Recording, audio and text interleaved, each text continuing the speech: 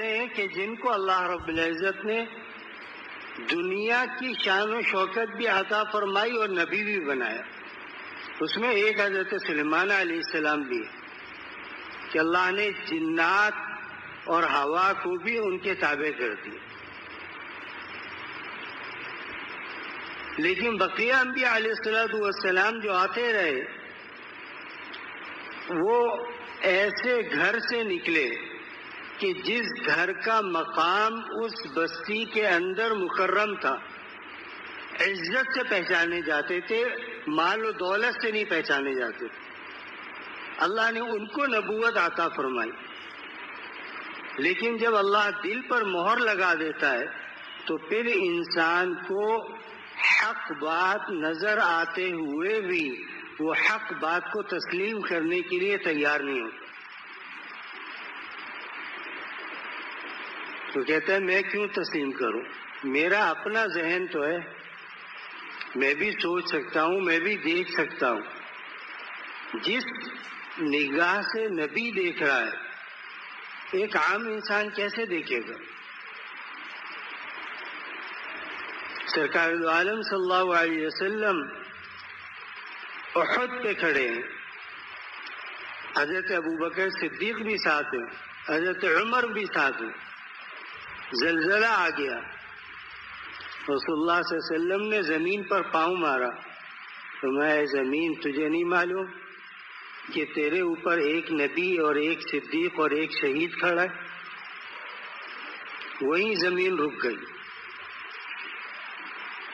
ابوبکر حضرت عمر کی شہادت پہلے سے تھی. اس کا علم اللہ تعالیٰ نے پہلے سے بتا دیا تھا، کیونکہ رسول اللہ صلی اللہ علیہ وسلم نے جب حدیث پاک میں آتا ہے کتاب الفتن کے اندر یہ احادیث موجود ہیں کہ آپ علیہ السلام نے فرمایا کہ میرے بعد مسلمانوں کے اندر خلافت قائم ہوں گی، پھر خلافت کے بعد خلافت کا دروازہ توڑ دیا جائے گا. جب حضرت عمر رضی اللہ تعالی عنہ امیر المومنین بنے تو حضرت عمر کی نظر سے جب یہ حدیث گزری تو حضرت عمر نے اور صحابہ کو بلایا، فرمایا کہ ہاں تو رسول اللہ صلی اللہ علیہ وسلم نے یہ نہیں لکھا کہ دروازہ بند کیا جائے گا، یہ لکھا ہے دروازہ گرایا جائے گا. تو معلوم ہوا کہ مجھے موت شہادت کی ملے گی، میری موت شہادت کی موت ہوگی.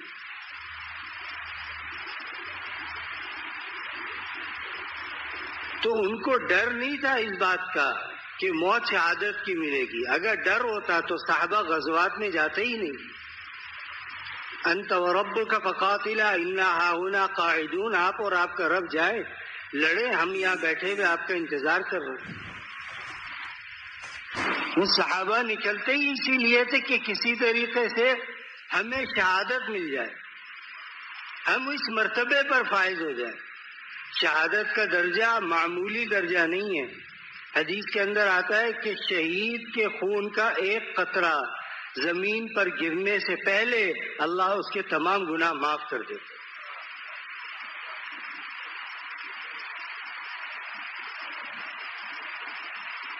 تو پھر جب حضرت ابراہیم علیہ السلام تک کا وقت آ گیا، آپ کو نبوت ملی.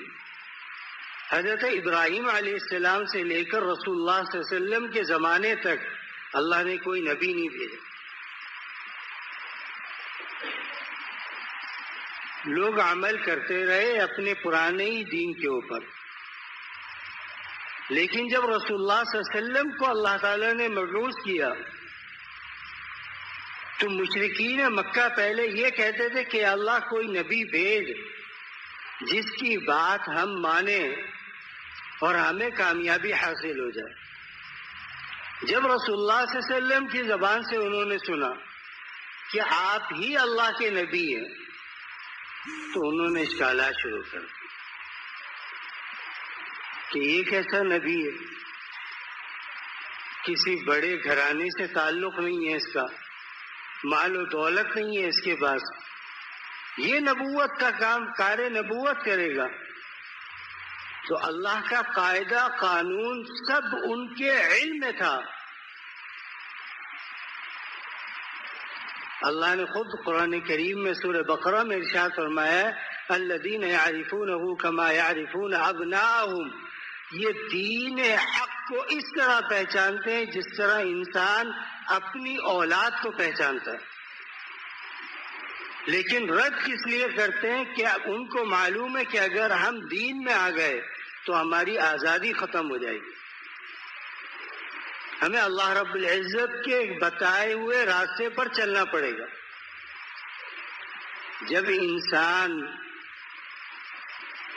لوگوں کے پاس پہلے زمانے میں یہ تجارتیں نہیں تھیں، لوگ کھیتیاں کرتے تھے، ہل چلانے کے لیے بیل پالتے تھے، تو جب وہ بیل سے خدمت لیتے تھے تو اس کو وقت پر کھانا بھی دیتے تھے.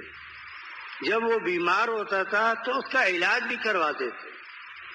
کیوں؟ اس سے کام لینا ہے. تو اللہ رب العزت نے انبیاء کو بھیجا کہ لوگوں کو اللہ وحدہ لا شریک کی طرف بلائے. یا ایھا الناس قولوا لا الہ الا اللہ تفلحوا، اے لوگوں صرف یہ کہو اللہ کے سوا دنیا میں کوئی معبود نہیں ہے، تفلحوا، تم کامیاب ہو جاؤ گے. لوگوں نے کہا کہ ایسا کیسے ممکن ہے، ہمارے تو اتنے بت ہیں، ہر قوم کا ایک بت ہے. حضرت ابراہیم علیہ السلام نے قوم کو دعوت دی، ان کے قوم کے اندر بھی بت پرستی تھی، بڑے بڑے بت بنائے ہوئے تھے انہوں نے. لیکن ابراہیم علیہ السلام نے اس چیز کو تسلیم نہیں کیا. فرمایا جو بت، پھر جب وہ لوگ ایک دفعہ سال میں جاتے تھے کسی جگہ پر، جب چلے گئے حضرت ابراہیم علیہ السلام رک گئے. جانے کے بعد ابراہیم علیہ السلام نے بتوں کو توڑ تاڑ دیے اور تلوار جو تھی وہ سب سے بڑے بت کے کندھے پر لٹکا دی. لوگوں نے آ کر دیکھا کہ ہمارے خداؤں کے ساتھ یہ کس نے کیا؟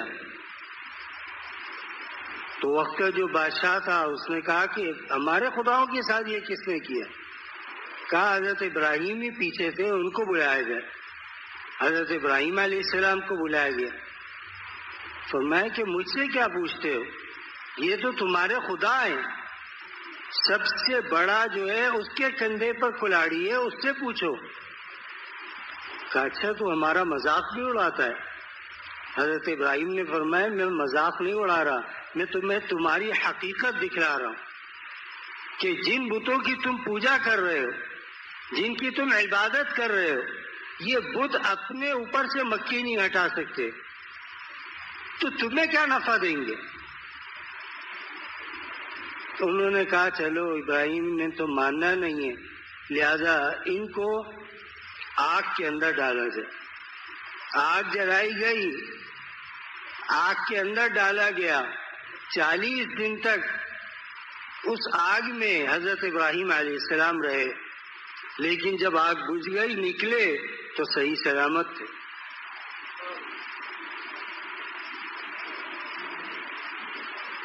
آگ نے کچھ نہیں بگاڑا. کیوں؟ اللہ نے آگ بھی اللہ کے ماتحت ہے. قلنا یا نار کونی بردا وسلاما علی ابراہیم، اللہ نے آگ کو خود کہا ہے آگ ٹھنڈی ہو جائے. اپنی حدت کو اپنے اندر رکھ، ایسا نہ ہو کہ میرے خلیل کو تکلیف پہنچے. حضرت ابراہیم خلیل اللہ کہلائے کہ اللہ کے دوست ہیں. کہ جس کو اللہ تعالیٰ دوست بنا رہے ہیں اللہ اس کو بھی آزما رہے ہیں. آگ میں بھی ڈالے گئے، ستائے بھی گئے، اپنی اولاد کی قربانی بھی کی. کوئی معمولی وہ نہیں تھا، صرف ایک خواب دیکھا. وہ فرمایا بیٹا میں نے یہ خواب دیکھا ہے کہ انی اذبحک فانظر ماذا تری، میں نے خواب میں یہ دیکھا ہے کہ میں تجھے ذبح کر رہا ہوں، تیرا کیا خیال ہے؟ حضرت اسماعیل علیہ السلام وہ بھی نبی تھے. انہوں نے کہا کہ اے ابا، جس چیز کا حکم دیا جا رہا ہے آپ اس کو فوراً کر دیجیے، اس میں تعمل سے کام نہ لیجیے، تاخیر نہ کیجیے. کہ اللہ رب العزت کی طرف سے حکم ہے، کیونکہ انبیاء کا خواب بھی بدرجہ وحی کے، ہمارا خواب نہیں ہے. انبیاء کا خواب بدرجہ وحی کے. لہذا حضرت اسماعیل علیہ السلام نے اسی وقت اپنے آپ کو پیش کر دیا کہ میں ذبح ہونے کے لیے تیار ہوں. جب اللہ یہ چاہتا ہے تو میں کون ہوتا ہوں روکنے والا. آج لوگ کیا کہتے ہیں کہ یار یہ مسائل اور یہ مشکلات کیوں آ رہی ہیں، یہ پریشانیاں کیوں آ رہی ہیں، ہر انسان پریشانی میں کیوں مبتلا ہے. اصل میں جب سے ہم نے اللہ تعالیٰ کے بتائے ہوئے طریقے پر چلنا چھوڑ دیا اور اپنی زندگی کا ایک مقصد خود بنا لیا اور اپنے آپ کو اللہ سے دور کر کے اپنے نفس کے حوالے کر دیا، تو اللہ نے فرمایا جاؤ تم تمہارے نفس کے حوالے. ہم نے بھی تمہیں تمہارے نفس کے حوالے کر دیا. پھر انسان جب نفس کے حوالے ہو جاتا ہے پھر انسان ہر قسم کی خواہشات جائز ہو ناجائز ہو انسان کر جاتا ہے. یہ کیا جا رہا ہے؟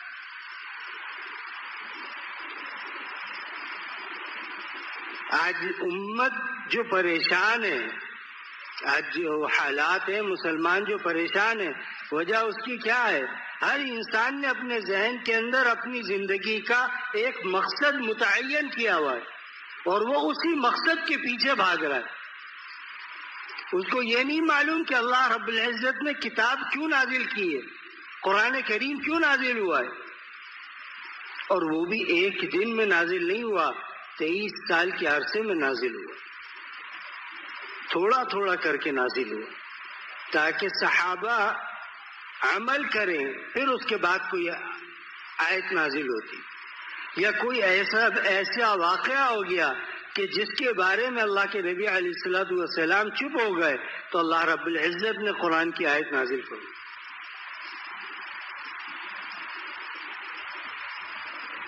23 سال کے اندر قرآن کریم نازل ہوا، صحابہ نے عمل کیا، اللہ نے ان کو دنیا ہی میں جنت کی بشارت دی. آج ہم یہ نہیں سوچتے کہ یہ کلام ہے کس کا، یہ کتاب کیوں آئی ہے، کیوں اللہ رب العزت نے اس کتاب کو نازل کیا ہے. آخر کوئی نہ کوئی وجہ تو ہوگی. افحسبتم انما خلقناکم عبثا وانکم الینا لا ترجعون. اللہ فرماتے تم کیا گمان کرتے ہو کہ ہم نے تمہیں ایسے ہی پیدا کیا اور تمہیں لوٹ کر ہمارے پاس نہیں آنا ہے. اس لیے مختلف مذاہب کے اندر مختلف طریقے رہے. کوئی کہتا تھا مردے کو آگ میں جلا دو، نہ یہ جمع ہوگا اور نہ اللہ کی بارگاہ میں سامنے آئے گا.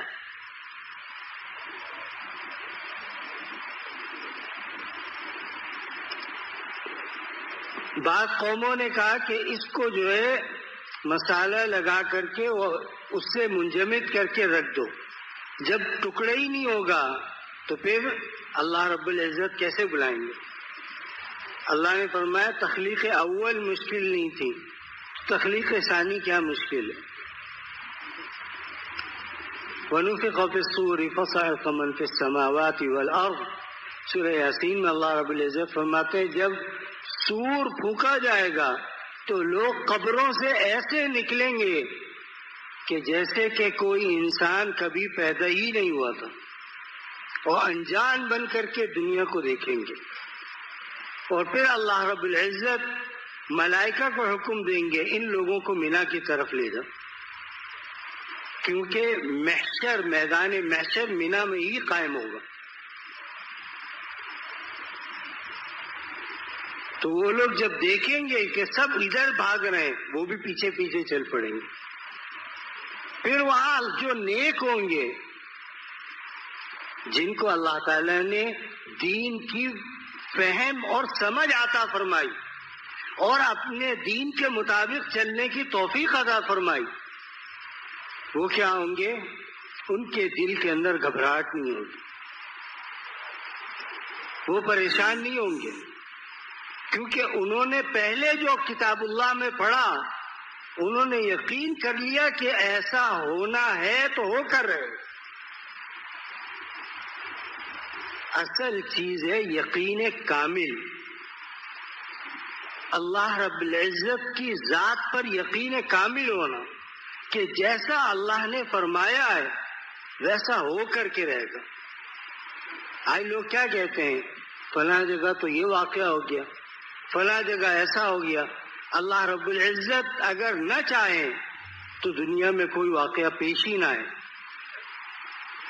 جو ہو رہا ہے وہ امر ربی ہے، اللہ کے حکم سے ہو رہا ہے۔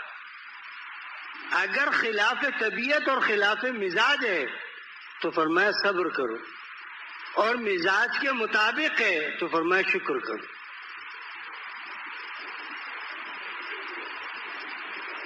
اللہ نے انسان کی طبیعت خود قرآن میں بیان فرمائی، فَأَمَّا الْإِنسَانُ إِذَا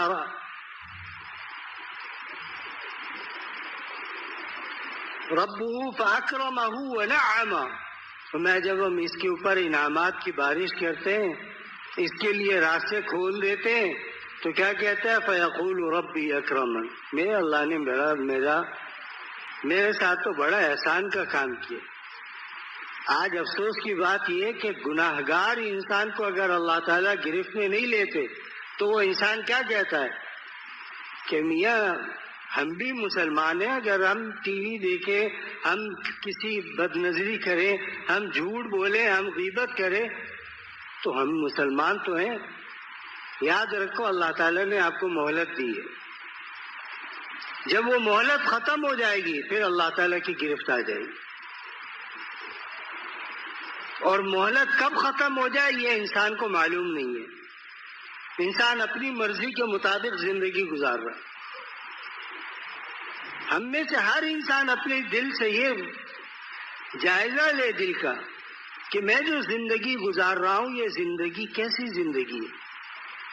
کیا میں اللہ کے بتائے ہوئے طریقے پر چل رہا ہوں؟ اس کے اندر کوئی کمی تو نہیں ہے میرے اندر؟ اگر کمی ہے تو کیوں ہے؟ وجہ کیا ہے اس کی؟ پھر انسان کو خود سمجھ میں آئے گا۔ لیکن اب لوگوں کو مادیات کے اندر ایسے ہم پھنس گئے، مادی چیزوں کے اندر، کہ بھائی کھانا ہو تو ایسا ہو، جب ہم نکلے لوگ ہماری عزت کریں، جب ہم چلے تو لوگ ہمارا ہاتھ چومیں، لوگ ہمیں عزت کے ساتھ بٹھائیں۔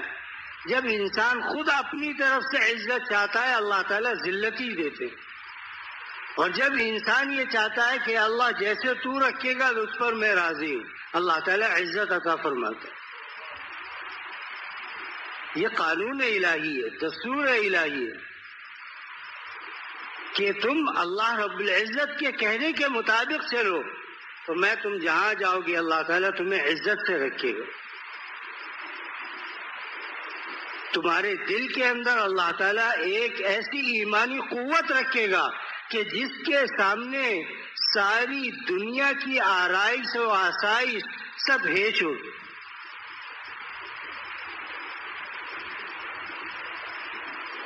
اصل خوشی تو دل کی خوشی ہے، ظاہری خوشی تو نہیں ہے۔ جتنے آپ دیکھیں کہ علماء ہیں، بڑے لوگ ہیں، علم کے لحاظ سے، عمل کے لحاظ سے ان کے پاس مال اتنا نہیں ہے، لیکن آپ دیکھیں وہ ہر وقت مسکراتے رہتے۔ وجہ کیا ہے؟ کہ انہوں نے اللہ کے راستے کو اپنایا اور اللہ کی نافرمانی سے توبہ کی اور اللہ کی فرما برداری میں لگ گئے۔ اللہ تعالیٰ نے ان کے دل کو مطمئن کر دیا۔ یا ایتھا النفس المطمئنہ ارجعی الی ربک راضیۃ مرضیہ فادخلی فی عبادی وادخلی جنتی. جب وہ اللہ کی کہے ہوئے کے مطابق راضی ہو گئے، اللہ نے فرمایا کہ اب تمہیں راضی کرنا یہ میرا کام ہے. تم نے میرے لیے غم اٹھایا، میرے لیے تکالیف برداشت کی، لہذا اب تمہیں کچھ کرنے کی ضرورت نہیں ہے، اب ہماری ذمہ داری ہے. لوگ دل سے عزت کرتے ہیں. آپ دیکھیں کہ علماء سے لوگ کیوں دل سے عزت کرتے ہیں. عزت تو سب کی کر رہے ہیں، جو حکام ہیں ان کی بھی کر رہے ہیں. ان کی کس ڈر سے کر رہے ہیں؟ ایک پولیس والے کی بھی کر رہے ہیں. کس ڈر سے کر رہے ہیں؟ اگر عزت نہیں کروں گا تو مارے گا. عزت نہیں بھائی، بیت اس طرح ٹانگیں نہیں پھیلاتی. اگر اس کی عزت نہیں کروں گا تو یہ مجھے ایذا دے گا، ضرر پہنچائے گا. لیکن عالم کی عزت کیوں کرتے ہیں؟ دل سے کرتے ہیں. وجہ اس کی کیا ہے؟ وجہ وہی ایک ہے کہ اس نے اپنے آپ کو اللہ کے حوالے کر دیا کہ اللہ جیسا آپ کہیں گے میں ویسے ہی رہوں گا، جیسے آپ چلائیں گے میں ویسے ہی چلوں گا، جیسے آپ رکھیں گے میں ویسے ہی رہوں گا. یہ تو انسان کا نفس ہے جو انسان کو اللہ سے دور کرتا ہے، اور اس کا کام ہی اللہ سے دور کرنا ہے. اللہ نے فرمایا قریب ہونا چاہتے ہو تو اس نفس کو مارو. جب تک یہ نفس تمہارا نہیں مرے گا تم اللہ سے قریب نہیں ہو سکتے. تمہاری نفسانی خواہشات وہ تم سے الگ نہیں ہو سکتی جب تک اپنے نفس کے اوپر تم سختی نہیں کرو گے. زیادہ فرماتے تھے کہ نفس وہ چیز ہے کہ اگر کسی انسان کا نفس مر بھی جائے تو فرمایا کبھی اس کی طرف سے مطمئن نہیں ہونا.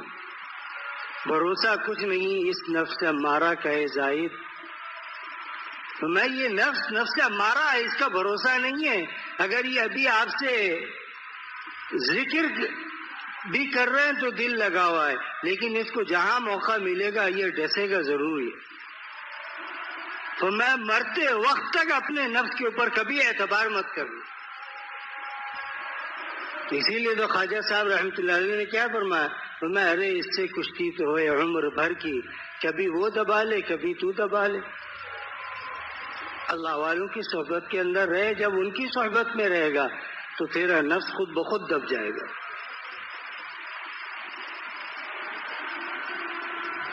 کیوں؟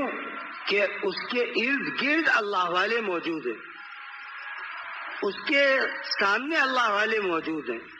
اکیلی بکری کو بھیڑیا بھی کھا جاتا ہے، لیکن جب جھنڈ چل رہا ہو تو بھیڑیا بھی دیکھ کر بھاگ جاتا ہے.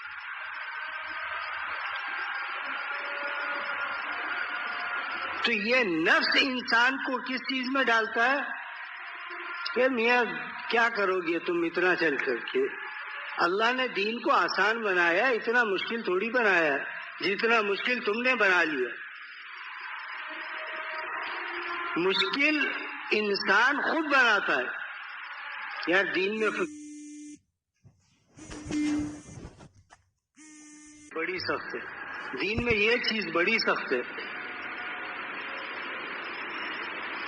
دین میں کوئی چیز سخت نہیں ہے. ہاں ہمارا مزاج گندگی کا ہو گیا.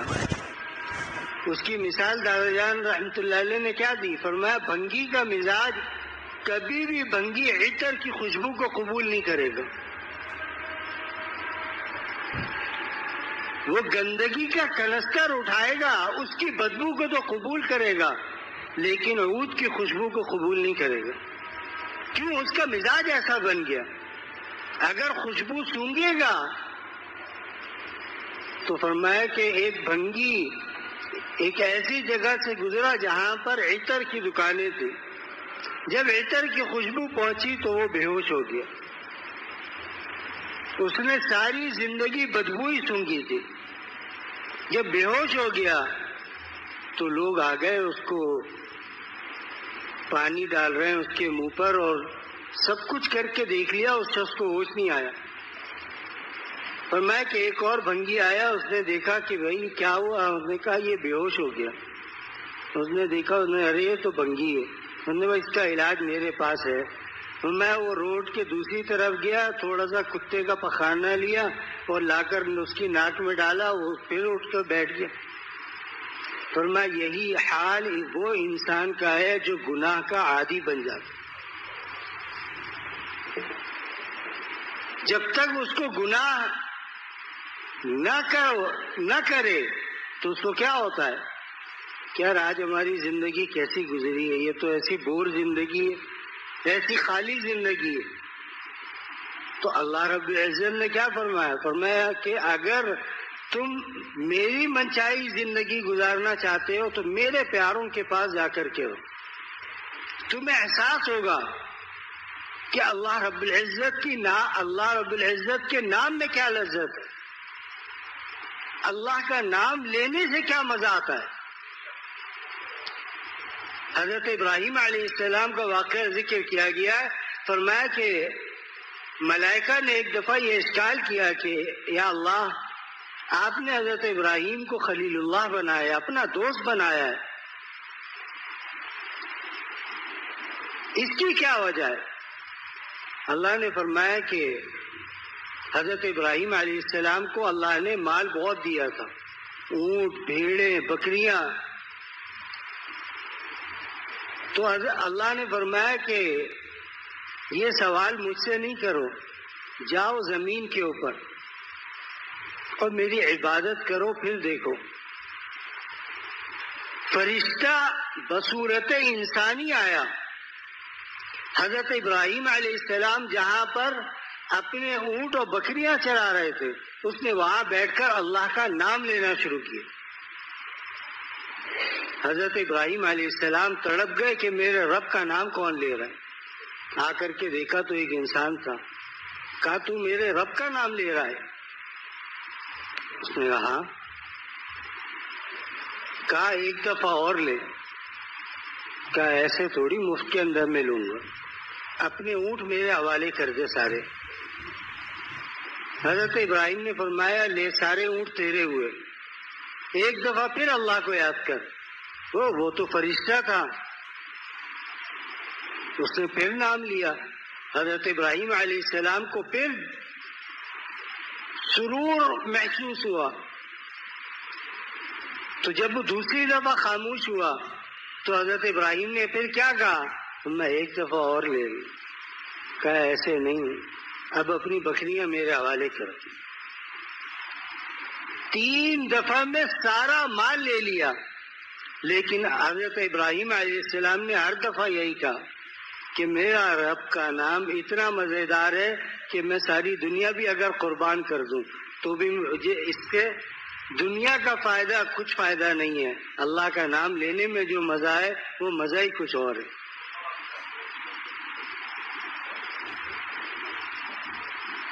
تو ہمارا نفس، جب ہمارے ساتھ ہم نے نفس سے دوستی کی اور اللہ رب العزت کی طرف ہم نے پیٹ کر لی، ہم نے اپنے فلاح و نجات کے راستے خود تعین کرنا شروع کر دیے. ہماری فلاح تو اس کے اندر ہے. ہماری فلاح، انسانیت کی فلاح سودی نظام کے اندر ہے. جب جس چیز کو اللہ نے حرام کیا، انسان نے اس کو اپنی فلاح کا ذریعہ بنایا. آج پوری دنیا پریشان ہے. بولے بھائی ہے یا نہیں؟ کہتے یار اتنا قرضہ لیا سود کے اوپر کہ ابھی سود کی قسطیں دے رہے ہیں، قرضے کی بات تو بعد میں. تو اللہ رب العزت نے جب حرام کیا تھا تو تم نے اللہ کی بات کو کیوں نہیں سنا؟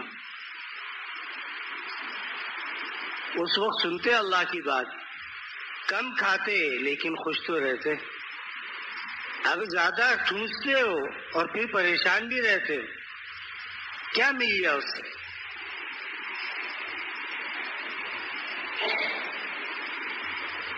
فأما الإنسان إذا ما ابتلاه ربه فأكرمه ونعمه فيقول ربي أكرمن وأما إذا ما ابتلاه فيقول ربي أهانن.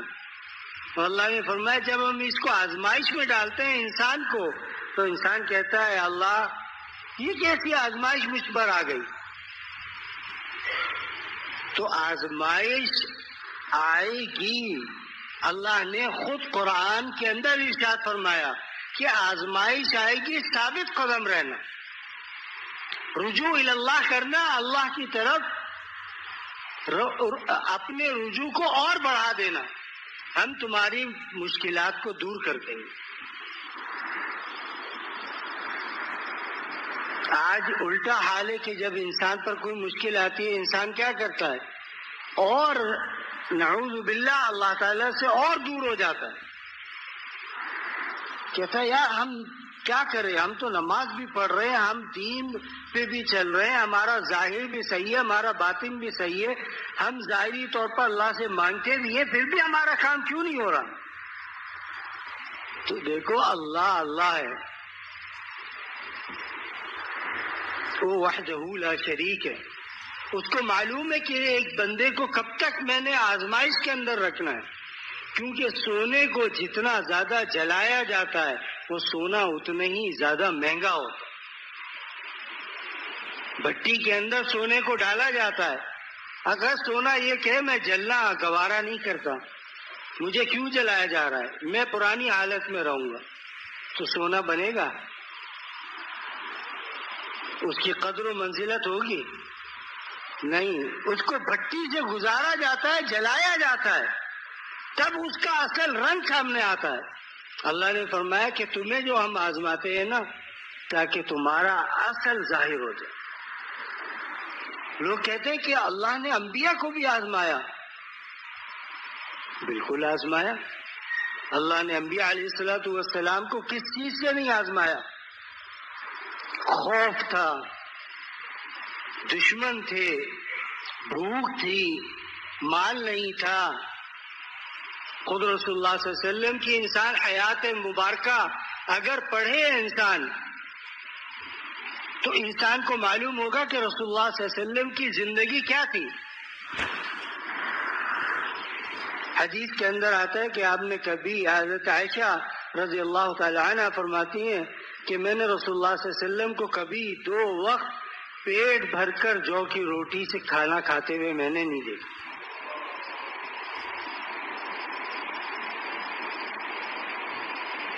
جب انبیاء چلے گئے تو اللہ نے کیا فرمایا، رسول اللہ صلی اللہ علیہ وسلم نے کیا فرمایا، ان العلماء ورثۃ الانبیاء.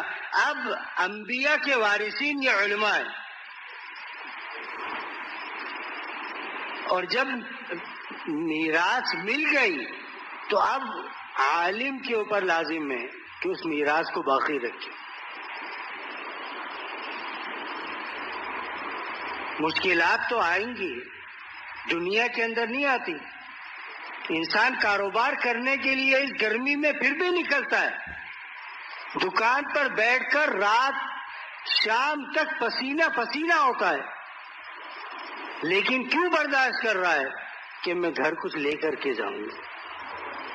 اگر انسان اللہ کے لیے اس کا 10واں حصہ بھی برداشت کر لے اللہ تعالیٰ اس کو جنت سے محروم نہیں کریں گے. اللہ نے یہ نہیں فرمایا کہ میرے راستے میں تم پسینے میں شرابور ہو جاؤ. اللہ نے فرمایا تم تقوی اختیار کرو. کیوں؟ انسان کے جسم کے اندر جو اعضاء ہیں ان تمام اعضاء کا بادشاہ دل ہے. اگر دل نکال لیا جائے انسان بچے گا؟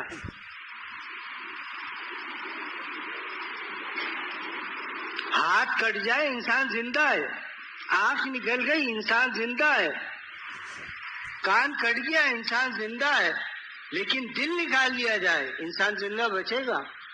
اللہ نے فرمایا ہم جب تمہیں آزمائیں گے تو تمہارے قلب کے اوپر آئے، دل پریشان ہوگا.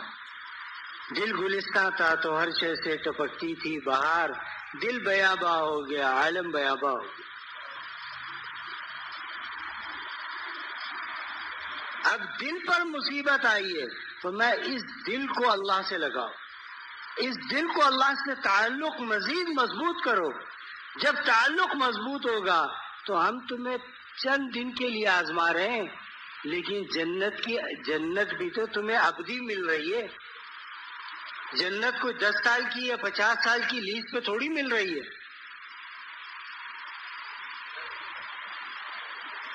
بھائی کہتے ہیں نا 99 سالہ لیز زمین کی لیز ہے، 99 سال کے بعد اس کو پھر ہم رینیو کروا لیں گے. اللہ نے فرمایا جنت میں تمہیں دوں گا ابداً ابداً، ہمیشہ اس کے اندر رہو گے، اور جو خواہشات تمہارے دل کے اندر ہیں اللہ تمام خواہشات تمہاری وہاں پوری کر دے گا. لیکن یہ دنیا کے دن ہیں، اگر کوئی مشکل آ گئی تو صابر رہے، صبر رکھے. جب انسان صبر کرتا ہے تو اللہ تعالیٰ اس کو مقام صدیقیت عطا فرماتا ہے. یہ صبر اتنی بڑی چیز ہے کہ انسان کو اللہ تعالیٰ مقام صدیقیت کا کیا مطلب ہے کہ اس زمانے کے اندر جتنے اولیاء ہیں ان میں سے اللہ تعالیٰ جس شخص کے اوپر آزمائش ڈالی اور اس نے صبر کیا اور صبر کر کے اللہ تعالیٰ کی ناشکری نہیں کی، اللہ تعالیٰ اس کو اپنے سے سب سے قریب کر لیتے. کہ تو نے میرے خاطر غم کو برداشت کیا، تیری زبان پر کبھی شکوہ نہیں آیا. آج ہماری زبان پر سوائے شکووں کے کچھ ہے ہی نہیں.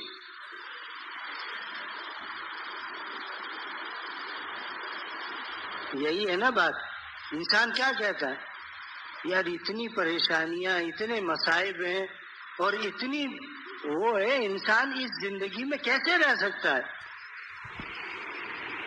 ہر طرف مشکلات ہیں.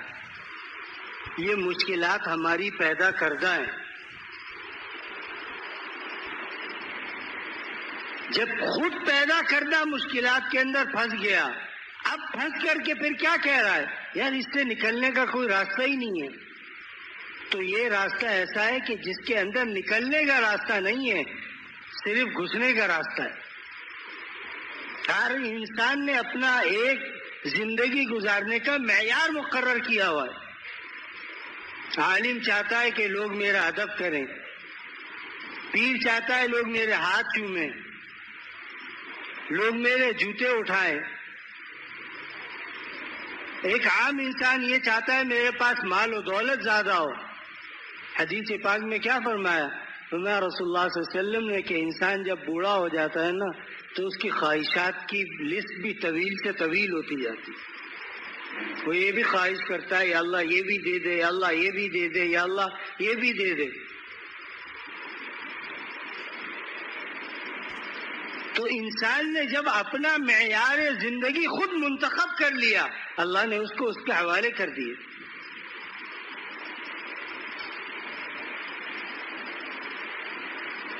اور جب انسان نے اللہ تعالیٰ کے حوالے اپنے آپ کو کر دیا، اللہ آپ کھلائیں گے تو کھاؤں گا،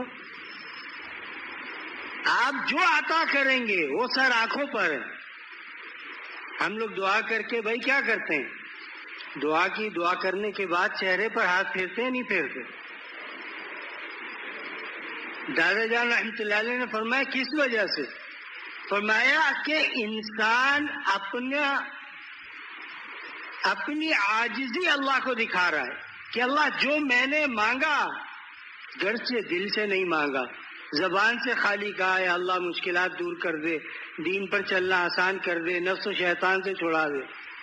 فرمایا اب اس نے جب یوں کیا تو اس نے اللہ کو دکھایا کہ اللہ جو میں نے تجھ سے مانگا مجھے یقین ہے مل گیا، اور اتنا یقین ہے کہ میں نے اس کو اپنے سر اور آنکھوں پر رکھ لیا. اس کو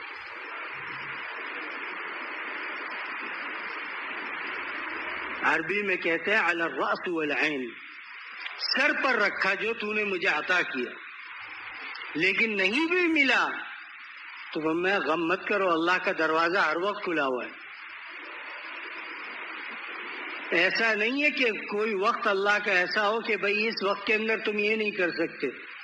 24 گھنٹے میں جس وقت دل چاہے انسان کا وہ اللہ کو یاد کر سکتا ہے. اللہ سے معافی مانگ سکتا ہے کہ اللہ مجھ سے گناہ ہو رہے ہیں، اللہ میری زندگی کیسی ہو گئی، اللہ مجھے واپس دین کی طرف استقامت عطا فرما۔ لیکن جب ہم نے اپنا معیار زندگی خود بنا لیا کہ ہم سوئیں گے تو جناب ایسے بستر پر سوئیں گے کہ نرم گدا نرم ہوگا، اس کا فلاں چیز ہوگی تو ہم سوئیں گے۔ صحابہ کا کیا تھا؟ پتھر سر کے نیچے رکھتے تھے، سو جاتے تھے، ان کو اس مٹی کے اوپر نیند آ جاتی تھی جس مٹی سے انسان بنا ہے۔ آج ہمیں بستروں کے اوپر نیند نہیں آ رہی۔ بولو بھائی یہی ہے، اللہ نے کتنی آرائشیں دی ہیں انسان کو کہ گرمی ہے پنکھا چلا لو، گرمی ہے ایئر کنڈیشن چلا لو، اس کے اندر سو۔ لیکن انسان نے کیا سوچا؟ یار اللہ نے جب یہ سب کچھ دے دیا اور اگر مجھ سے اللہ ناراض ہوتا تو اللہ کیوں دیتا مجھے؟ یہ دنیا ہے، دنیا اللہ اگر دے رہا ہے تو اللہ آزما بھی رہا ہے کہ تم دنیا کے ملنے سے خوش ہے، کیونکہ انسان ہے، انسان کے اندر دونوں اللہ نے مادے رکھے، اور دعا میں بھی اللہ نے دونوں چیزوں کو ذکر فرمایا۔ فرمایا جب دعا کرے گا انسان تو کیا کہتا ہے؟ ربنا آتنا فی الدنیا حسنہ، اللہ دنیا کی بھلائیاں عطا فرما۔ اول مقدم اللہ نے جو ذکر کیا ہے وہ دنیا کی بھلائیوں کو مقدم کیا ہے۔ وفی الآخرۃ حسنہ، آخرت کے حسنات بھی عطا فرما، اس کو دوسرے درجے میں کیوں رکھا؟ فرمایا انسان جب دنیا کی بھلائی مانگے گا، آخرت کی بھلائی کی توفیق میں اس کو خود دوں گا۔ آج ہم نے اپنا معیار زندگی بنا لیا، سونا ایسے ہے، لیٹنا ایسے ہے، بیٹھنا ایسے، لباس ایسا ہونا چاہیے، فلانا ایسا ہونا چاہیے، فلاں۔ صحابہ اکرام رضوان اللہ علیہم اجمعین کے پاس حضرت حمزہ رضی اللہ تعالی عنہ جب غزوہ احد کے اندر شہید ہوئے تو حضرت حمزہ کو کفن دینے کے لیے صحابہ اکرام نے فرمایا کہ ہمارے پاس کفن چادر ڈالنے کے لیے بھی چادر پوری نہیں تھی، اگر پاؤں ڈھکتے تھے تو سر کھلتا تھا اور سر کو ڈھکتے تھے تو پاؤں کھلتا تھا۔ تو رسول اللہ صلی اللہ علیہ وسلم سے پوچھا یا رسول اللہ کیا کریں؟ آپ نے فرمایا سر ڈھانپ دو اور پاؤں کے اوپر گھاس ڈال دو۔ سید الشہداء ہے، رسول اللہ صلی اللہ علیہ وسلم کے چچا ہیں، لیکن کفن بھی پورا نہیں ملا۔ میں اور آپ سوچیں ہمارے لیے کتنی نعمتیں، اللہ نے یہ اتنا بہترین کپڑا عطا فرمایا ہے پہننے کے لیے۔ صحابہ کے پاس یہ کپڑا نہیں تھا، اللہ رب العزت نے گرمی لگی، اللہ نے بجلی بنا دی، پنکھے چل رہے ہیں۔ اس زمانے میں پنکھوں کا تصور نہیں تھا۔ اللہ نے کتنی نعمتیں عطا کی۔ اب انسان کیا کہتا ہے کہ یار میری حاجتیں پوری نہیں ہوتی، حاجت تیری پوری ہوگی بھی نہیں یہاں تک کہ تو جب تک قبر میں نہ چلا جائے۔ نفس خواہشات کرتا رہے گا، گھر مل گیا، ایک مل گیا، کہتے ہیں اللہ ایک اور مل جائے نا تو بس پھر میں آپ کی یاد میں کے لیے اپنے آپ کو فارغ کر لوں گا۔ یاد رکھ حدیث پاک میں کیا فرمایا؟ فرمایا اگر اللہ تعالیٰ کسی کو ایک احد پہاڑ کے برابر سونا دے دینا تو انسان خوش نہیں ہوگا، وہ کیا کہے گا؟ اللہ ایک پہاڑ اور مل جاتا نا، بس ایک پہاڑ صرف اور مل جاتا، اللہ میری زندگی میں سکون تھا، پھر میں آپ کی عبادت کرتا۔ لیکن اللہ فرماتے ہیں اگر میں اس کو دے دیتا تو یہ مجھ سے باغی ہو جاتا، بھاگ جاتا۔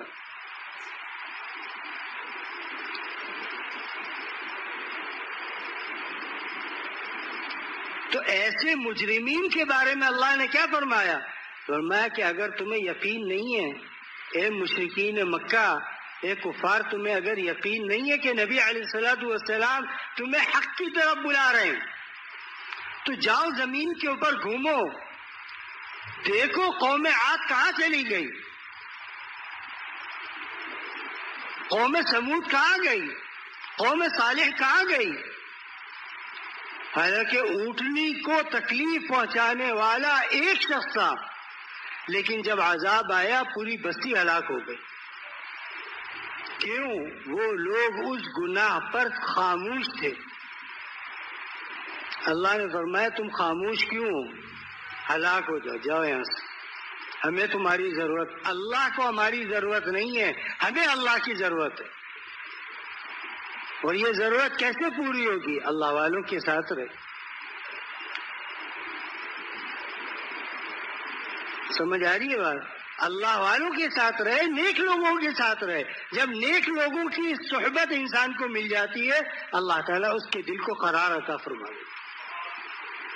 حضرت مولانا ادریس صاحب کاندھلوی رحمہ اللہ حضرت تھانوی رحمۃ اللہ علیہ کے پاس وقت لگانے کے لیے آئے، تو گھر سے خط آیا کہ گھر آ جائے اور بچے بیمار ہیں۔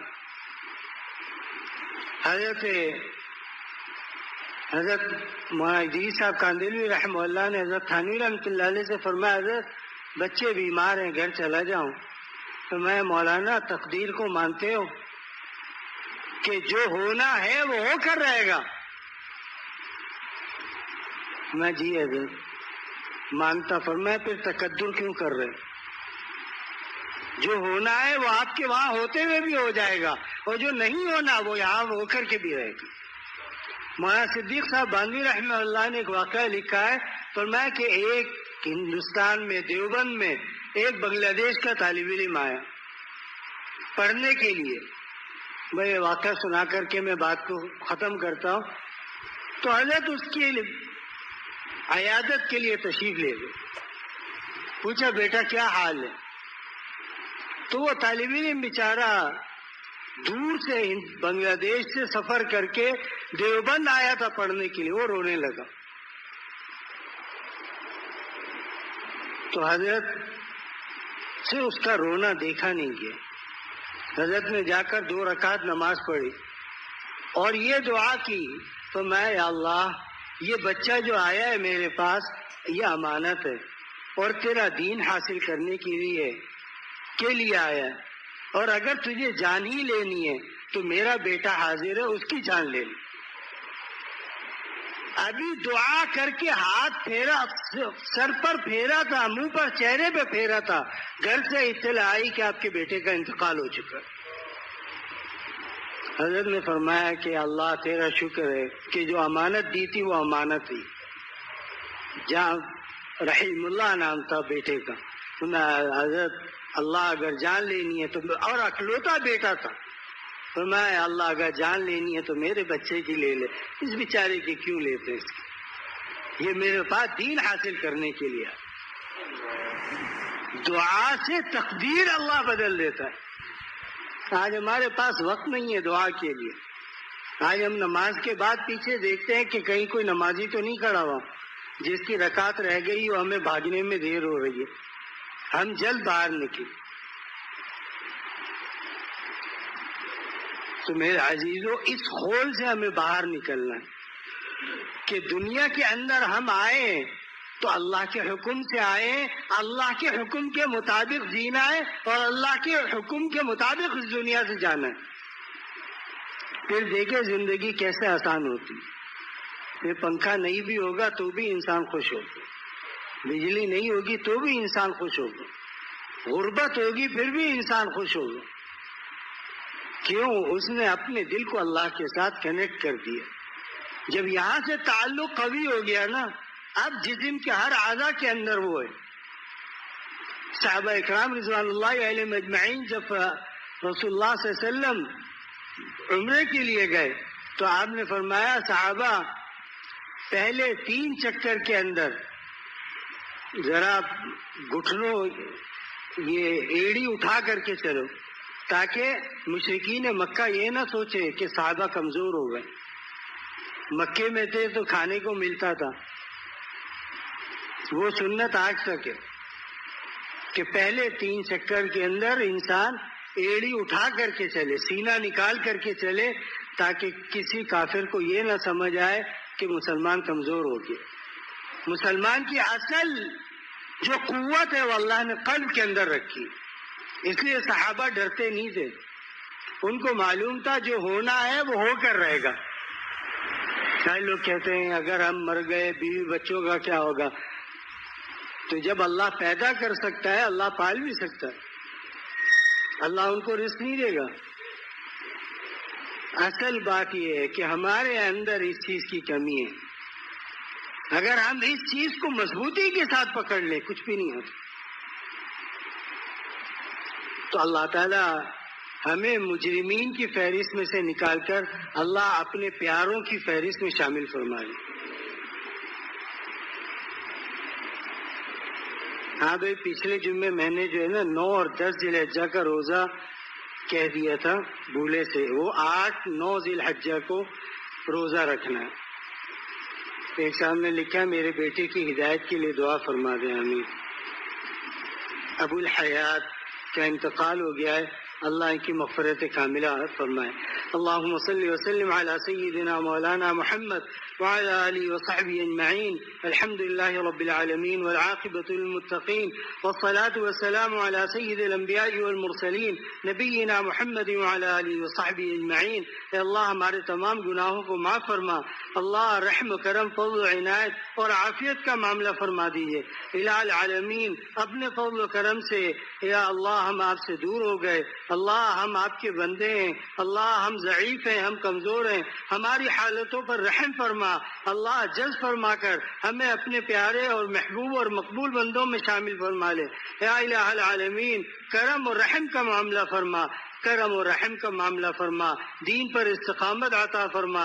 اللہ مجرمانہ زندگی سے ہماری جان چھڑا دے اور اپنی من چاہی زندگی ہمیں عطا فرما دے۔ یا اللہ جتنی مشکلات ہیں ان کو دور فرما دے، یا اللہ جو بیمار ہیں ان کو شفا عطا فرما دے، جو مقروض ہیں ان کے قرضوں کی ادائیگی کے لیے الہ العالمین غیب سے انتظام فرما دے۔ مولانا شفیق بستوی صاحب ان کے دل کا کچھ علاج ہے، اللہ ان کو شفا کاملہ عاجلہ مستمرہ عطا فرمائے۔ یا اللہ جو بیمار ہیں تمام بیماروں کو صحت عطا فرما، جو مقروض ہیں ان کے قرضوں کی ادائیگی کے لیے غیب سے انتظام فرما، دین پر استقامت عطا فرما۔ وصلی اللہ تعالی علی خیر خلقہ محمد وعلی آلہ وصحبہ اجمعین برحمتک یا ارحم الراحمین۔